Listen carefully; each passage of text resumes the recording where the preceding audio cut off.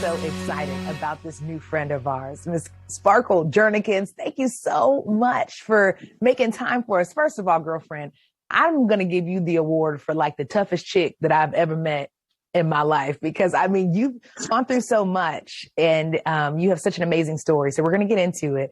You know, you were actually reunited because after your baby was born at 25 weeks, finally being released. But I mean, he was as big as really put it in your hand. How was that process for you? Talk me through as a mom how that was.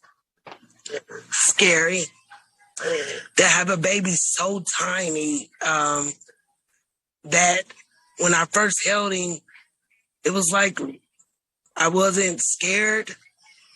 I was just happy to hold him, and he was so tiny. And I got to do kangaroo my first time. He was on my chest, and he just laid there.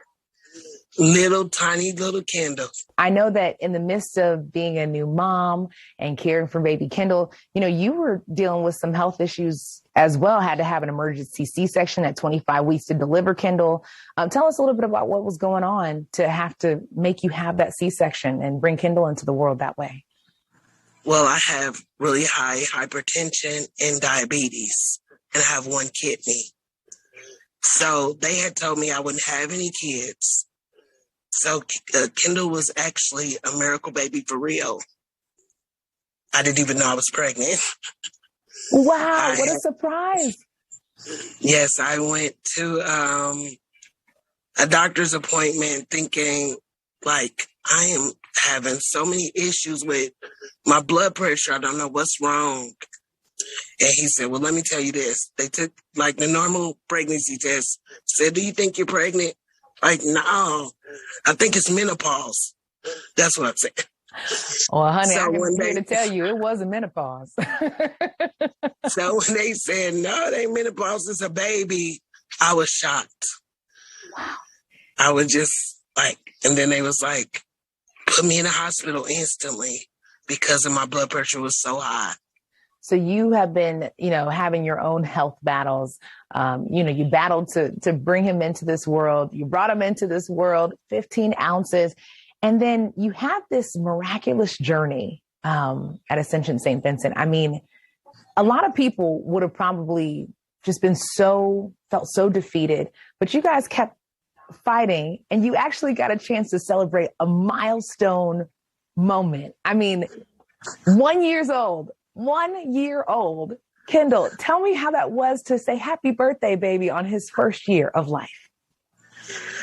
It was just, we were both, me and Dad was like kind of crying still because baby made it through so much stuff, surgeries after surgery.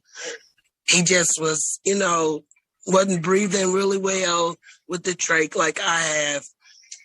He really was going through so much, and they were just like always saying, he's got this going on. But when he turned 1, he got to try cake for the first time. He was so excited, and I was too. So we kind of cried. They did a big birthday party for him. Talk us through what it felt like to finally be able to bring him home. Emotional. Happy, everything. I was just jumping for joy. Me and Dad, we had did everything they asked us to do to get him home, rather, because they had told me that I probably couldn't take him home with a trach. And I was sick myself. I said, oh no, I'm going to do everything they tell me to do to get my baby home. I did everything they told me to do and got my baby home. He was so happy to be home, like he knew he was home. He looked around the house. He was just like, home. And me and my son finally got to meet him. He cried. He was so happy. I mean, it's still just, we're just still just happy. Sparkle, I know our time is coming to an end here, but let me tell you what, you inspire so many of us. I know when we had a chance to talk, you said, God brought you through this thing. Your doctors have been so excited for you guys, especially with Kendall really going to be able to live a very good and normal life.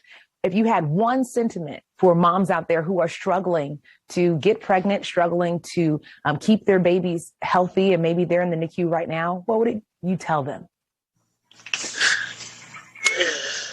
I tell them keep fighting, because if you want this, it's going to happen. If you want your baby's going to be there for you. I'm sorry, I'm getting emotional, because everybody stops and say something to me right now, like, you was the one that had the baby on the news. And they asked how I did it. I said, with God. That's who I walked with God the whole time. You guys keep lighting up our worlds. We're so happy for you. Thank you for your time. Thank you so much. Ooh, great stuff there. I got chills just watching that walk down that aisle, man. That is amazing.